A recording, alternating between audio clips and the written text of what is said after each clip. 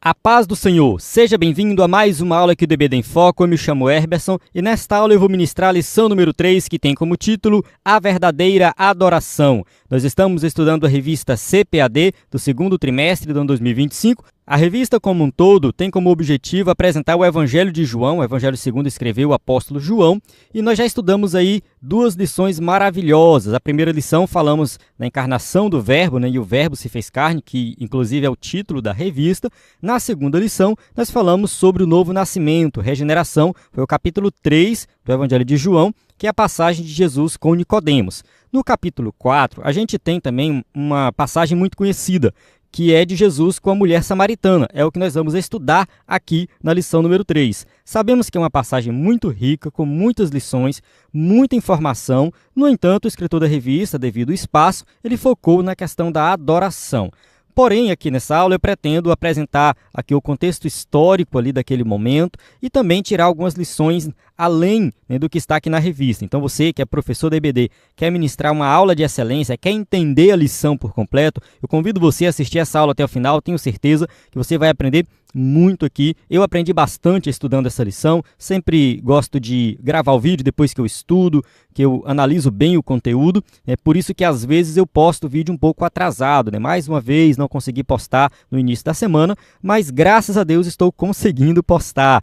Só fazendo uma observação aqui, que os irmãos que sempre acompanham a gente sabem, que a gente sempre posta no início, mas ultimamente eu não consigo fazer isso por vários motivos e também questão familiares também, Às vezes a gente foca tanto em trabalho e esquece um pouco da família, então ultimamente eu tenho priorizado a família, eu tenho dado mais atenção ao meu filho, à minha esposa, enfim, Ontem, por exemplo, na quarta-feira, eu ia gravar na quarta, e aí a minha esposa pediu pra gente resolver umas coisas, a gente foi resolver e tal, e saiu, e aí foi um dia que foi dedicado à família, Então um dia que eu resolvi dedicar a resolver as coisas aqui em casa, e é isso, A gente vai tentando conciliar as coisas, sempre priorizando a família, e essa é a recomendação que eu dou para todo crente que se dedica na obra de Deus. Se você não cuida da sua casa, você não é digno de cuidar da casa do Senhor. Então, feita essa observação, eu vou aqui iniciar a aula número 3. Só lembrando que nós usamos o slide em PowerPoint. Nosso slide é 100% baseado na revista, com imagens de qualidade, vem pronto para ser usado. O slide muito bom mesmo. Você que acessa o EBD em Foco pode acessar aí os nossos subsídios em vídeo, áudio, PDF, conteúdo extra, tudo gratuito. E os slides fazem parte da assinatura, que além do slide de adultos e jovens, você acessa slide de escatologia, discipulado, sermões em PDF, muito conteúdo de qualidade. Nós temos experiência na produção de slides e subsídios da revista CPAD, então desde 2016 a gente produz esse material, a gente já tem aí mais de 800 slides, Coloquei 750 aqui, mas já está desatualizado. Inclusive temos slides anteriores que trataram desse tema, dessa passagem. Eu vou deixar disponível gratuitamente para você acessar. Então sempre dê uma olhada na descrição do vídeo, lá você vai encontrar muito conteúdo extra. Se você ainda não está no nosso grupo, no nosso WhatsApp, você pode mandar uma mensagem solicitando para entrar no grupo. Na descrição do vídeo tem o link também para você falar conosco no WhatsApp. No nosso site, ebdemfoco.com, tem todas as informações que você precisa. Então, assim, material extra na descrição do vídeo, material extra enviado no nosso WhatsApp, no grupo, no nosso grupo do WhatsApp, e também no nosso site, no nosso aplicativo, tá? Nós temos um aplicativo, basta pesquisar na Play Store por EBD em Foco, você vai encontrar o nosso aplicativo, e o aplicativo é muito bom, tem todo o material para você acessar lá. Não perca tempo, acesse ebdemfoco.com ou baixe o nosso aplicativo ou envie uma mensagem no nosso WhatsApp. Vamos para o textuário que diz assim: Deus é espírito e importa que os que o adorem em espírito e em verdade. João capítulo 4, versículo 24. Então aqui é o textuário, o texto que a gente vai destacar aqui nessa lição da questão da adoração a Deus. Verdade prática, adorar significa viver em total rendição a Deus, entregando-nos plenamente a Ele. Então, a adoração a Deus tem a ver com o nosso modo de vida. Nós estamos sempre adorando a Deus. Como crentes, como cristãos, tudo que nós fazemos está relacionado à adoração. Leitura bíblica em classe se encontra em João 4, de 5 a 7, depois versículo 9, versículo 10, 19 a 24. Quem assiste minhas aulas já sabe que eu não gosto dessa leitura quebrada, então, assim, tá aqui na revista, mas a gente vai ler todo o capítulo 4 para entender bem essa passagem. Durante a aula a gente vai ler aqui bastante versículos dessa passagem para explicar em detalhes. Vamos para a introdução, que diz assim: O ser humano sente uma necessidade intrínseca de Deus. Com a leitura da passagem de João 4, essa carência espiritual torna-se evidente. Então aqui a gente tem uma informação bem importante, que é a questão da necessidade que o ser humano tem de buscar a Deus. E é claro que, sem a orientação correta, o ser humano busca a Deus da forma errada, totalmente errada, como aconteceu ali com aquela mulher samaritana, né? Ela buscava a Deus de uma forma errada, ela estava muito vinculada ali à questão antiga, onde eu vou adorar e tal. Então, assim, ela estava perdida na vida espiritual, perdida na questão da adoração, né? Mas ela sentia esse desejo, ela sentia essa vontade de buscar a Deus e de adorar a Deus. E Jesus percebeu essa carência espiritual, se aproximou daquela mulher, pregou para ela, ensinou para ela e ela entendeu o Evangelho. E aqui eu quero fazer o primeiro destaque da lição. Se você não pulou, né, e está assistindo a aula na sequência correta, uma informação muito importante. O capítulo 3 e o capítulo 4 de João tem como objetivo fazer um contraste. No capítulo 3 a gente tem um homem, no capítulo 4 a gente tem uma mulher, no capítulo 3 a gente tem um doutor da lei, no capítulo 4 a gente tem uma pessoa que não tem um conhecimento muito profundo da lei, até mesmo porque os samaritanos acreditavam somente no Pentateuco, nos 5 primeiros livros da Bíblia. Eles não tinham o restante, eles não acreditavam na revelação dos profetas e tudo mais. Então, assim, eles tinham um conhecimento muito limitado, principalmente das profecias que falavam do Messias. Eles acreditavam também em um Messias que viria de uma maneira diferente dos judeus, mas o conhecimento deles era limitado. Então, observe o contraste, né, de um lado, né, um homem, doutor da lei, do outro lado, uma mulher sem conhecimento profundo da lei. Dentre outras coisas, né, de um lado um judeu, do outro lado uma samaritana. A gente vai ver esse contraste aí. E o principal contraste é que, de um lado, o doutor da lei não compreendeu o Evangelho. O pessoal ficou debatendo na lição anterior se Nicodemos se converteu. Muito provavelmente sim. João 19, né, já fala de Nicodemos de novo. Talvez ele tenha se convertido em um outro momento. Mas naquele momento com Jesus ali no capítulo 3, ele não se converteu. Já a mulher samaritana, ela se entrega por completo a Cristo. Ela crê no Evangelho. Entende? Então, assim, ela tinha essa necessidade espiritual, ela estava simplesmente precisando de alguém para apresentar essa verdade espiritual para ela, que é o Evangelho. Jesus Cristo fez isso. Neste contexto, também se revela a importância de uma autêntica adoração que surge de uma experiência profunda com Jesus Cristo. Então, o destaque da lição é a questão da adoração, que aquela mulher estava preocupada com isso, onde se deve adorar, e Jesus deu uma informação muito importante aí, né? Por esse motivo, a adoração cristã é o tema central desta lição. Então, nós vamos falar aqui da adoração, que os verdadeiros adoradores adorarão o Pai em espírito e em verdade. A partir do diálogo de Jesus e a mulher samaritana, podemos extrair ensinamentos valiosos sobre a adoração. Não somente sobre a adoração, mas sobre várias coisas, né? A gente pode falar a questão do preconceito, né? Então, os judeus geralmente não se davam bem com os samaritanos, isso está claro ali no Evangelho de João, ele coloca entre parênteses ali, e historicamente a gente também sabe dessa rixa entre eles, mas Jesus quebrou essa barreira do preconceito, né? A questão de um homem falar com a mulher, Jesus quebra essa barreira também, que as mulheres muitas vezes eram menosprezadas. Para os rabinos judaicos, não era comum eles ensinarem para uma mulher, conversar com a mulher, nem mesmo com a própria esposa. As mulheres muitas vezes, no contexto cultural da época, eram minimizadas. E Jesus não, Jesus fez totalmente o contrário. Ele reconheceu o devido valor da mulher na sociedade de maneira geral, no conhecimento teológico, na salvação. Isso aqui dá um estudo muito rico, né? O simples fato de Jesus conversar com a mulher. Isso aqui é um estudo que nós podemos extrair muita coisa. O simples fato de Jesus conversar com alguém de fora, com um estrangeiro, com um samaritano. Dá para extrair muita coisa com relação ao preconceito, racismo que a gente tem na sociedade de hoje, né? E aqui Jesus fala de salvação, perdão de pecados. Enfim, é uma passagem muito rica mesmo. Depois os discípulos chegam, né, aí eles apresentam a comida para Jesus. Jesus fala, não, a minha comida é fazer a vontade do Pai. É uma passagem muito rica. Então o destaque aqui é sobre adoração. Nós vamos falar sobre isso, mas, claro, sempre puxando alguma coisa a mais aí. Tópico 1. O encontro em Samaria e 2 preciosas lições.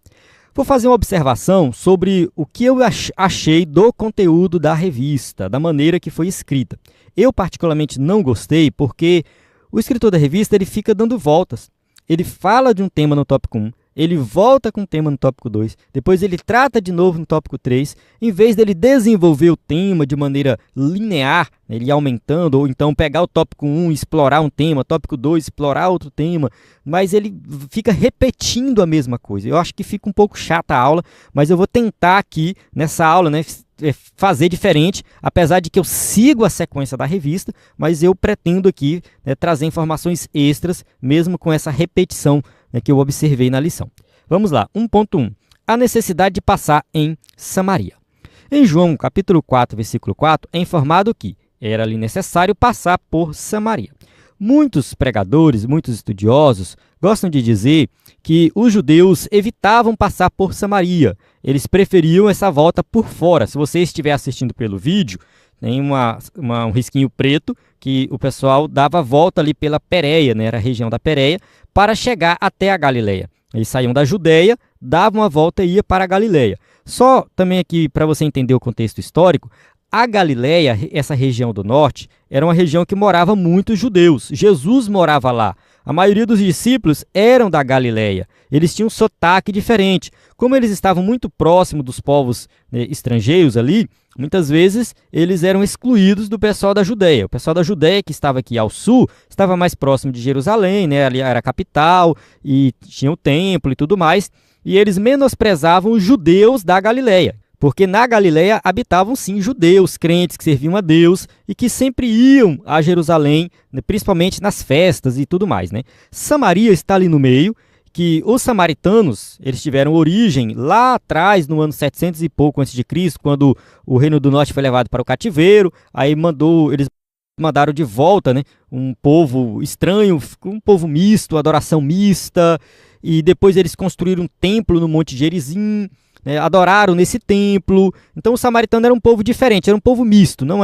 Eles não eram considerados pelos outros judeus como judeus puros, justamente por causa desse contexto aí, né, do exílio, né, no caso cativeiro, né, foram levados para o cativeiro, não retornaram e veio um povo diferente, né, e aí habitaram naquela região ali. Quando Neemias vai reconstruir os muros de Jerusalém, né, quem está atrapalhando são os samaritanos. Então já tem uma rixa antiga ali entre eles, né? E para o Império Romano, isso aqui era uma região só. O Império Romano não tratava isso aqui como coisa diferente, né? Basicamente era uma coisa só, né? Mas para os judeus tinha diferença. No entanto, como o caminho mais curto para sair da Judeia e chegar à Galileia era passando por Samaria, muitos judeus, provavelmente a maioria, passava por Samaria. Isso quem diz é Flávio Joséfo, um historiador antigo, judeu. Eu vi essa informação no comentário do D.A. Carson, que é o comentário que eu estou usando como base aqui. Então o D.A. Carson, ele diz o seguinte, que essa ideia de passar por fora, só para evitar passar por Samaria, não era adotado pela maioria. A maioria passava por Samaria. Agora, por que era necessário passar por Samaria? Por que João coloca essa informação?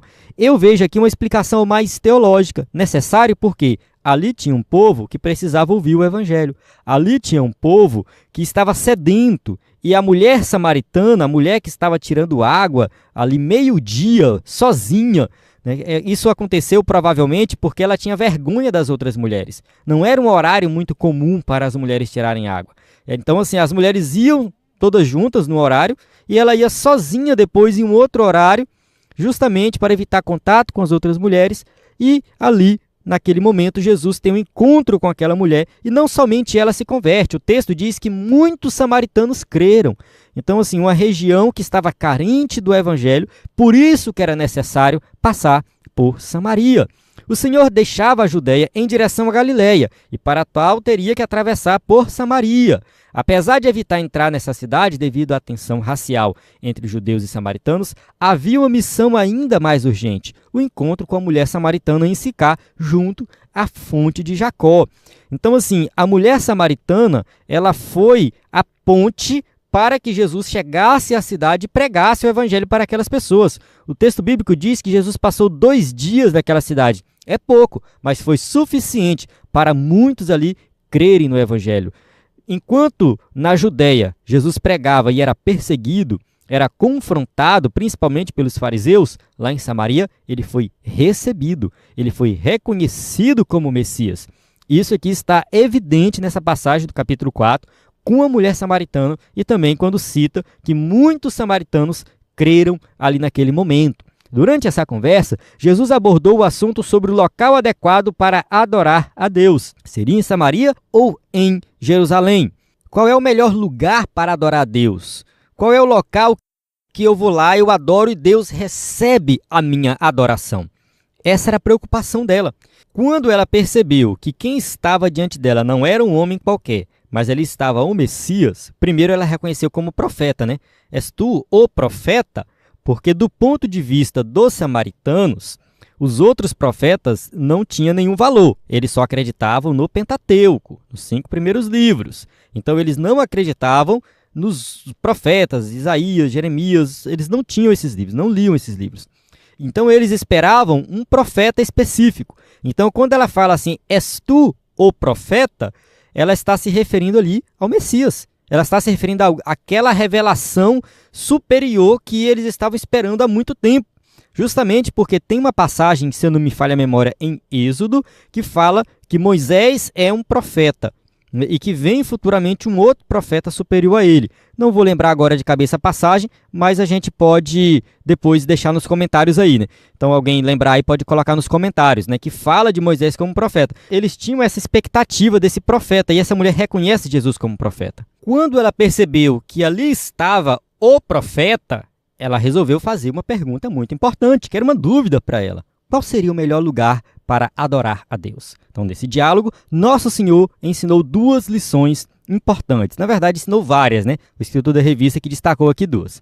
1.2. A necessidade do ser humano. Vamos evoluindo aqui no tema, né? Então, ali essa mulher teve a oportunidade de falar, de fazer uma pergunta para aquele que ela sabia que era alguém importante, né? Então, vamos lá. O encontro entre Jesus e a mulher samaritana não foi um simples acaso. Ele encontrava-se sentado à beira da fonte de Jacó, na hora sexta, durante o calor do meio-dia. Os judeus contavam as horas a partir do momento que amanhecia o dia. Então, 6 da manhã era a hora 0, 7 da manhã a hora 1, hora 2, hora 3 e assim vai. A hora sexta era o meio-dia. Ali estava Jesus naquele horário. Muito provavelmente estava fazendo calor, era hora de almoçar, os discípulos tinham ido comprar comida, ele estava lá esperando os discípulos voltarem, né?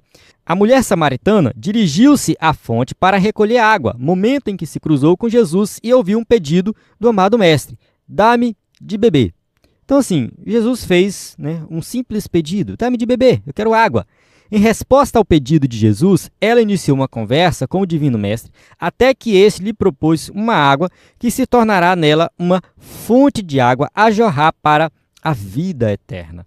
Então, assim, um simples pedido do Mestre fez com que essa mulher tivesse uma explicação sobre o Evangelho que, enfim, Jesus não tinha dado para ninguém ainda. Até aquele momento, né, a exposição do Evangelho nesse formato tinha acontecido ali com Nicodemos, mas não, né, dessa maneira aqui, foi diferente, né?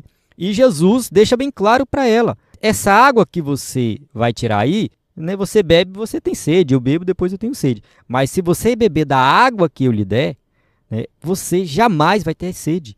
É a fonte de água que vai jorrar para a vida eterna. E qual o pano de fundo disso aqui? Antigo Testamento. Vamos aqui para um trecho do livro do J. Carso que ele diz assim, ó. Novamente, há ecos de promessas do Antigo Testamento. No dia da salvação de Deus, o povo de Deus, com alegria, tirará água das fontes da salvação. Isaías capítulo 12, versículo 3. Não terão fome nem sede. Isaías capítulo 49, versículo 10, que é citado em Apocalipse 7,16. O derramar do Espírito de Deus será como o derramar de água na terra sedenta e torrentes na terra seca. Isaías 44:3. A linguagem da satisfação e transformação interiores traz à mente uma série de profecias antecipando o novo coração, a troca do falido formalismo religioso por um coração que conhece e experimenta a Deus e que anseia por fazer sua vontade. Então observe que Jesus fala dessa água que vai matar a sede, baseado no Antigo Testamento. Água das fontes da salvação, não terão fome nem sede. Então, assim, está muito claro, né, que essa água é a salvação de Cristo. É uma salvação que vai durar para sempre. E Jesus faz referência aos profetas, às profecias, né? E aquela mulher não tinha os profetas para ler, ela só lia o Pentateuco, como eu já destaquei aqui. E mesmo assim ela compreendeu, diferente de Nicodemos, né? Nicodemos, que conhecia toda a lei, não compreendeu o que Jesus falou. E essa mulher aqui compreendeu no mesmo instante. O que o nosso Senhor ofereceu à mulher samaritana era um tipo de água capaz de transformar toda a sua existência, toda a sua vida. Água que ia jorrar pelo seu interior e transformar a vida dela por completo. Aqui encontramos a primeira valiosa lição. Toda pessoa necessita de Deus e por isso devemos aproveitar cada oportunidade para partilhar essa água da vida. Então a lição aqui que a gente vai destacar é essa, né, que todas as pessoas têm necessidade de Deus. Sem exceção, todas as pessoas precisam de Deus. Mas nós precisamos expor o Evangelho, nós precisamos pregar para essas pessoas, nós precisamos dar a oportunidade para que elas possam conhecer sobre a água da vida. 1.3. O lugar de adoração a Deus. Dando seguimento à conversa com Jesus, a mulher samaritana questiona-o sobre onde deveria ocorrer a verdadeira adoração, se em Jerusalém ou no Monte de Gerizim. Então, lá em Jerusalém estava o templo, né, que primeiro foi construído por Salomão, aí foi destruído, depois foi reconstruído por Zorobabel e depois foi enfeitado, né, expandido por Herodes. Então, o templo ficava lá em Jerusalém e era lá que acontecia a adoração. O Monte Gerizim já é um monte lá na região de Samaria. Essa foto aqui, no caso, é uma foto mais moderna, né? Então tem uns prédios aí, mas ali está o Monte Gerizim. Nesse monte acontecia a adoração dos samaritanos, porque lá teve um templo, depois esse templo foi destruído. Mesmo assim, eles usavam o monte como local de adoração, porque acreditavam que lá era o local correto. Neste diálogo, a samaritana procura entender o local apropriado para adorar a Deus. Então ela quer saber qual é o local apropriado, qual o melhor lugar para adorar a Deus, onde que Deus vai receber a minha adoração. Em resposta à sua indagação, Nosso Senhor revela uma nova forma de culto. Essa adoração não seria exclusiva dos judeus nem dos samaritanos. Então aqui a gente vê que o propósito do ministério de Jesus era levar o evangelho para toda criatura, é levar o evangelho para toda a humanidade. É por isso que não faz sentido a gente ficar seguindo os ritos, a lei do Antigo Testamento, porque aquilo funcionou para aquela época. O objetivo ali no Antigo Testamento é que dali saísse o Messias, que de Israel viria o Messias, o Salvador. Uma vez que o Messias veio, uma vez que a hora chegou, quando Jesus fala que a hora vem e agora é a hora, ele está falando justamente dele, do seu sacrifício, da sua obra. A partir desse momento, não tem mais necessidade de realizar adoração lá no templo. Não tem mais necessidade de um local específico para adoração. Agora é algo universal. Acontece em qualquer lugar. Você adora a Deus o tempo todo. Não está preso mais a um lugar específico de adoração. Então é isso, né? Jesus traz esse ensinamento e mostra que a partir dele não tem mais necessidade de adorar no templo ou no Monte Gerizim, mas Deus quer os verdadeiros adoradores, né? Que adoram o Pai em espírito e em verdade. Então o verdadeiro culto é isso, é você adorar a Deus em espírito e em verdade. Pois a adoração não está vinculada a um lugar, mas à sua motivação, aquilo que está no seu coração. Qual a sua motivação na adoração? Por que você adora a Deus? Por que você serve a Deus? É nesse sentido. Então, a adoração é para que você realmente, né, esteja conectado com Deus. É a transformação de vida que veio, né, para você através da pregação do Evangelho. Você crê no Evangelho e a partir desse momento você reconhece que existe um só Deus, você vai adorar esse Deus. Aqui encontramos uma segunda lição valiosa. O autêntico culto de adoração a Deus, que satisfaz as necessidades humanas, não se limita a um lugar específico, mas reside no mais profundo do ser humano, e em espírito e em verdade. Então não existe mais essa ideia de que você só pode adorar a Deus lá na igreja, no templo, na construção. Não existe mais isso. Você adora a Deus com a sua vida por completo, o tempo todo. O templo que a gente vai hoje, ele não tem mais o mesmo significado que o templo do Antigo Testamento. O templo no Novo Testamento é outra coisa, é um local para proteger da chuva, do sol, que tem uma estrutura, tem banco, tem caixa de som. É isso, o templo é simplesmente um local para você reunir com os irmãos. É muito bom reunir com os irmãos, comunhão, né, cultuar a Deus juntos. Então ali você vai celebrar a Deus com os seus irmãos, mas não é o local restrito de adoração, como se somente lá acontecesse a adoração. Não. Você vai adorar a Deus o tempo todo, em qualquer lugar. A motivação do seu coração é que Deus está olhando. Tópico 2. O ensino de Jesus a respeito da verdadeira adoração. 2.1. A adoração. Ao afirmar que ofereceria a água viva aos que têm sede, Jesus referia-se a uma vivência espiritual que se daria no interior de cada indivíduo. Então, João 4,14, a água que eu lhe der se tornará nele uma fonte de água a jorrar para a vida eterna. Então, assim, é uma transformação no interior, é uma mudança completa no coração, é um novo coração que você vai ter. Então você vai ter uma compreensão agora de um relacionamento com Deus muito diferente da antiga aliança, muito diferente do que os crentes da antiga aliança tinham. Não que os crentes da antiga aliança não ofereciam a verdadeira adoração. Ofereciam sim, eles serviam a Deus, adoravam a Deus, eles ofereciam uma adoração verdadeira. Na antiga aliança sim, tinha adoração verdadeira. Tá? Claro, dentro do contexto ali da antiga aliança, da lei e tudo mais. Na nova aliança tem a adoração verdadeira. Tem a falsa também, mas a verdadeira, ela continua acontecendo, agora muito mais ampla, né, que está relacionado a essa mudança, essa transformação que nós sofremos no nosso interior. Assim, à luz das suas palavras neste capítulo, a verdadeira adoração a Deus não está mais ligada a um local específico, como Jerusalém ou Samaria. Então, a verdadeira adoração acontece em qualquer lugar. A presença de Deus já não se restringe a uma determinada geografia, mas está presente em todos os lugares onde existam adoradores sinceros. Então, Deus está presente em todos os lugares. Se você é um adorador sincero, se você serve a Deus de verdade, pode ter certeza que a sua adoração é válida e Deus está presente. Mais do que uma adoração formal e ritualística, a autêntica adoração possui essencialmente um caráter espiritual. João capítulo 4, versículo 24. Deus é espírito e é necessário que os que o adorem em espírito e em verdade. Então, a adoração verdadeira está relacionada a você. Será que você está adorando a Deus em espírito e em verdade? Adorar em espírito e em verdade não são duas coisas separadas, é uma coisa só. É que a sua adoração deve ser uma entrega total, completa, plena. Não existe aí, né, meio termo. Você tem que entregar-se por completo a Deus. Essa é a adoração autêntica. 2.2.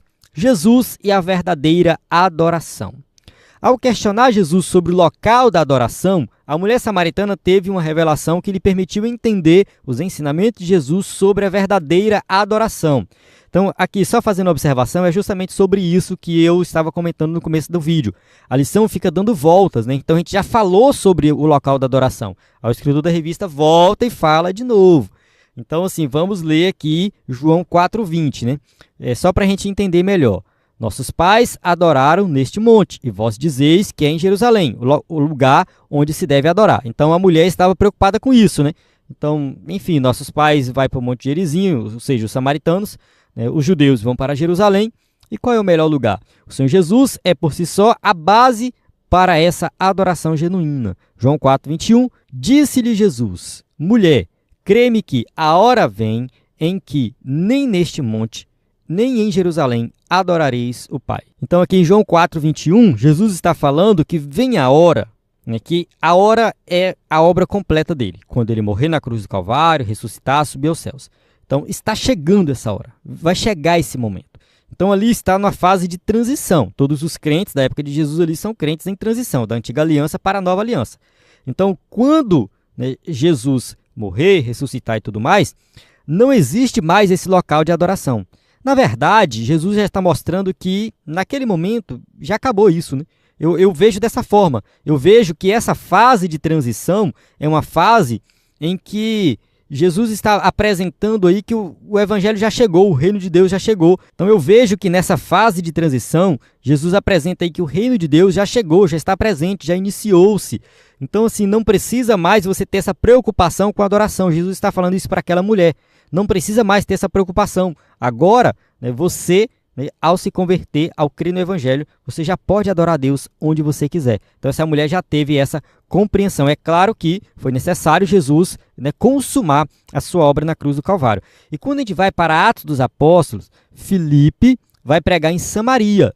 E lá em Samaria realiza muitos milagres, a bênção de Deus ali acontece, o Espírito Santo é derramado. E alguns teólogos acreditam que a cidade que Filipe foi essa mesma cidade, foi Sicá, né? Então Jesus foi nessa cidade e depois que ele morreu, ressuscitou, que o evangelho começou a ser pregado pelos discípulos, Filipe foi lá e pregou na mesma cidade. E essa teoria tem fundamento, né? A gente não tem isso explícito na Bíblia, mas faz todo sentido. É pertinente ilustrar esta verdade ao lembrarmos do Calvário e do sepulcro vazio, onde, após sua morte, a obra realizada se tornou a razão fundamental para a adoração de todos os cristãos. Então é isso, né? A gente entende que Jesus já realizou a sua obra. Então não faz o menor sentido a gente ficar preso aos rudimentos da lei, às coisas do Antigo Testamento. A partir de agora, tudo acontece baseado em Cristo Jesus. Embora os locais físicos do Calvário e do sepulcro vazio possam não ter grande significado por si mesmos, a lembrança da obra realizada nesses lugares ultrapassa qualquer noção geográfica. Então, assim, nós não temos que ficar adorando um local e considerando um local mais importante do que o outro. Então tem gente que fala, não, aqui é o local que Jesus foi crucificado, esse lugar aqui é sagrado, esse aqui é o lugar que Jesus foi sepultado e depois ressuscitou. Enfim, esses lugares em si, eles não têm uma importância na adoração. Não são assim algo que nós devemos levar em consideração. Eu particularmente nunca fui em Israel, não sei se eu vou, mas enfim, eu não preciso ver o túmulo de Jesus, não preciso ver onde ele foi crucificado, não preciso ver para crer. Então, eu não preciso ver isso. Eu simplesmente creio e realizo a minha adoração. O impacto dessa obra abrange todos, não importando o lugar de onde se encontrem. Ou seja, a obra da salvação é para toda a humanidade. Não é restrito mais a um povo, não é restrito somente aos judeus, mas toda a humanidade é beneficiada com o sacrifício de Cristo. Sempre que participamos da ceia do Senhor, essa memória permanece viva em nós, independentemente da nossa localização. 1 Coríntios capítulo 15, versículo 3 e 4. Porque primeiramente vos entreguei o que também recebi, que Cristo morreu por nossos pecados, segundo as Escrituras, e que foi sepultado, e que ressuscitou ao terceiro dia, segundo as Escrituras. Então nós lembramos de tudo isso que aconteceu, que Jesus morreu, ressuscitou. Então essa obra realizada inaugurou a nova aliança. E com a nova aliança, todos os rudimentos da antiga aliança da lei ficaram para o passado. Vamos para o tópico 3, a adoração bíblica. 3.1, o conceito bíblico de adoração.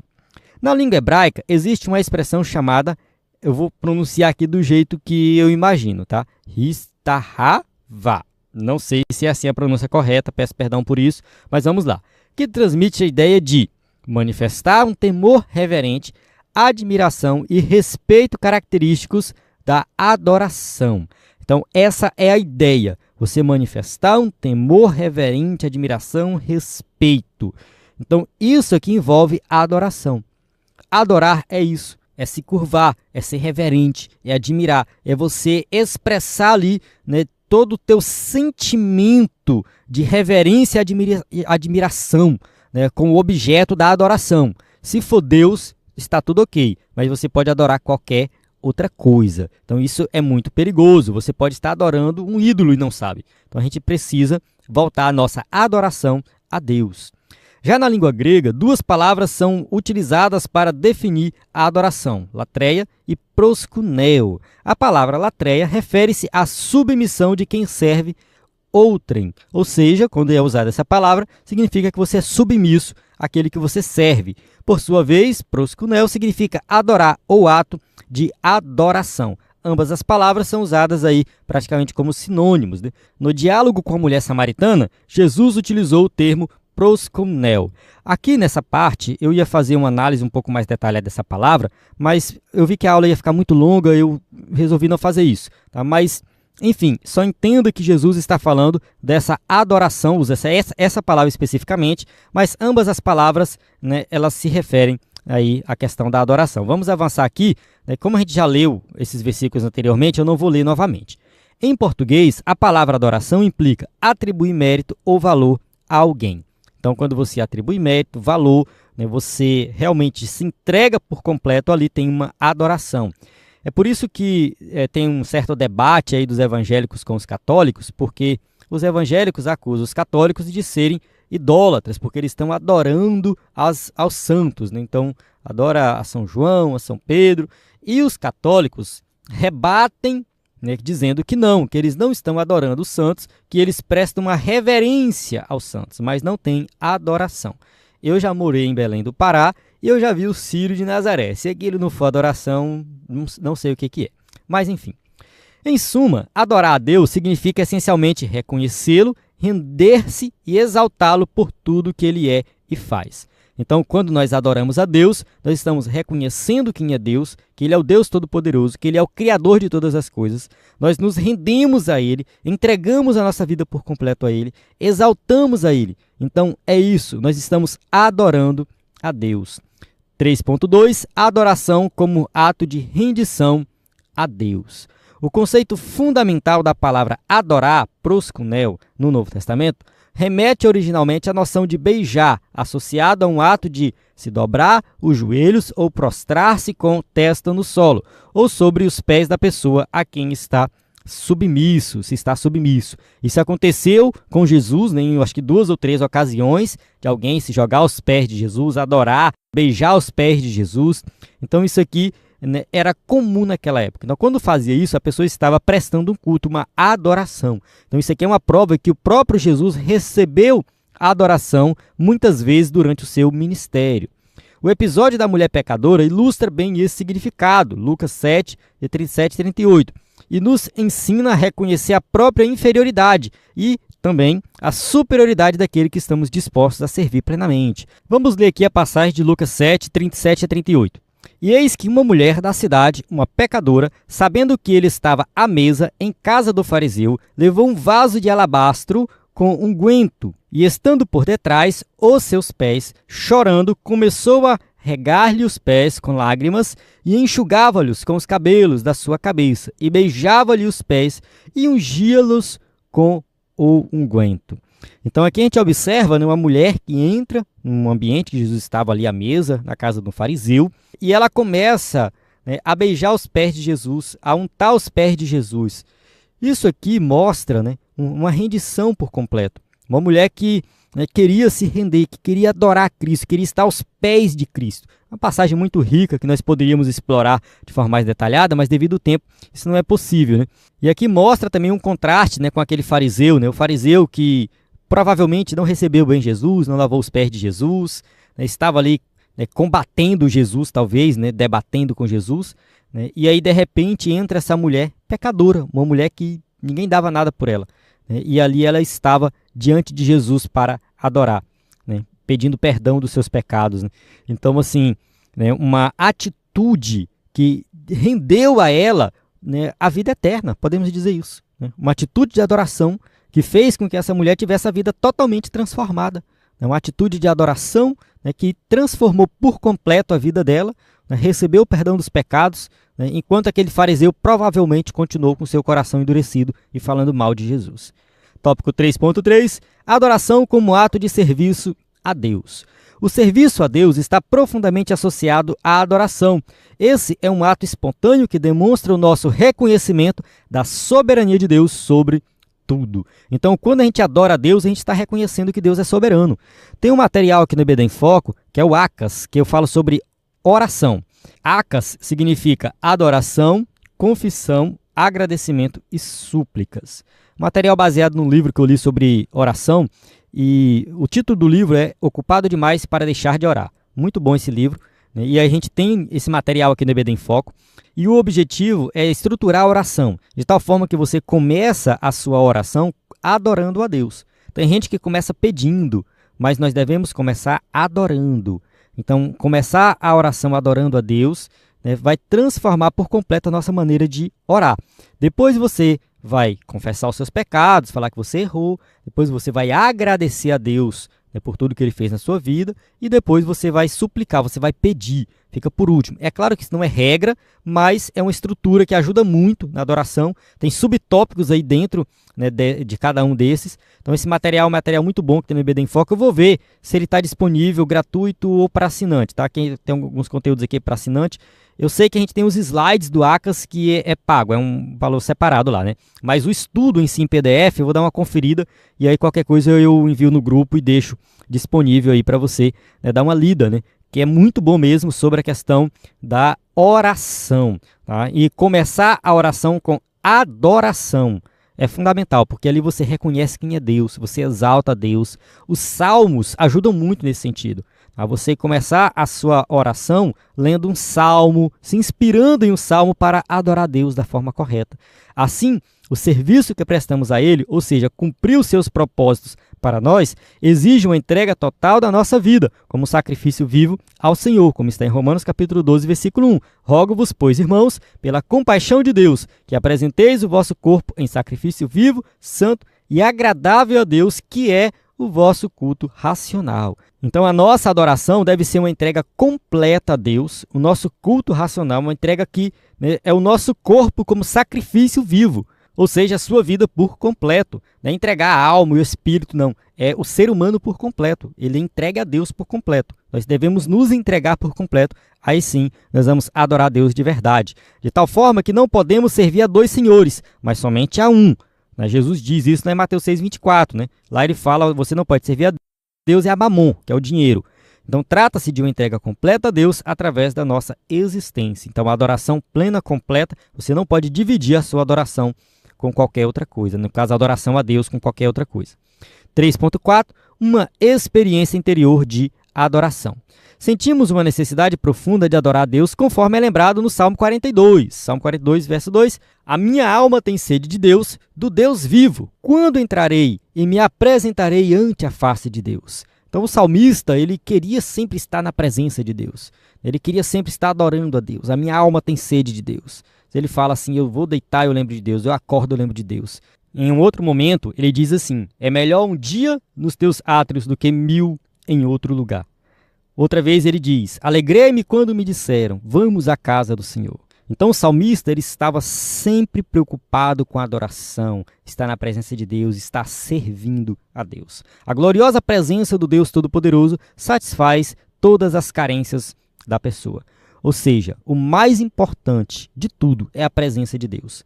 Antes de nós servirmos a Deus, nós estávamos longe, separados, cortados da presença de Deus. Hoje nós somos ligados a Deus através de Cristo. Então vamos aproveitar e servir e adorar, né, esse Deus maravilhoso. E na eternidade, o melhor da eternidade, o melhor do céu, o melhor da Nova Jerusalém, não são as ruas de ouro, uma coroa com pedras preciosas. Não. O melhor da eternidade vai ser nós passarmos a eternidade na presença de Deus. Uma presença plena, completa. Isso vai satisfazer tudo que a gente precisa por toda a eternidade. E para encerrar, vamos ver aqui o último slide. Assim, a verdadeira adoração envolve uma postura interior que permite ao crente estabelecer um vínculo profundo com Jesus Cristo, reconhecendo-o como Senhor e Salvador das nossas vidas.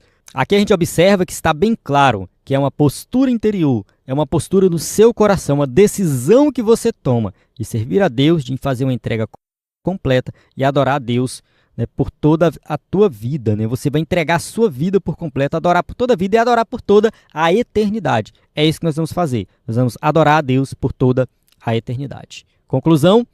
Neste estudo, focamos nos ensinamentos práticos de Jesus acerca da adoração e, por consequência, discutimos a doutrina da adoração cristã. O capítulo 4 do Evangelho de João revela duas lições valiosas. A primeira é que todo ser humano possui uma necessidade a satisfazer, a necessidade de Deus. A segunda é que, em Jesus, a verdadeira adoração surge como um movimento que se inicia no interior. Tudo isso resulta de uma experiência viva com Jesus Cristo. Então só é possível adorar Deus de verdade, só é possível oferecer uma adoração verdadeira a Deus se nós estivermos em Cristo. Somente com a experiência em Cristo é que nós vamos oferecer uma adoração verdadeira. A adoração não está vinculada a um lugar, a um templo ou qualquer outra coisa. A adoração é o nosso interior. Deus procura os verdadeiros adoradores, aqueles que adoram em espírito e em verdade. Amém? Então eu encerro aqui a aula. Espero que você tenha compreendido esse assunto. Temos aqui as perguntas para quem vai usar o slide na igreja. Mais uma vez aqui também reforçando o nosso site, ebedenfoco.com, o nosso WhatsApp. E na descrição do vídeo tem aí muito conteúdo de qualidade para você ver, o nosso aplicativo que você pode baixar. Então, na plataforma EBD em Foco, você tem tudo o que precisa para ministrar uma aula de excelência na EBD. A paz do Senhor. Até a próxima aula.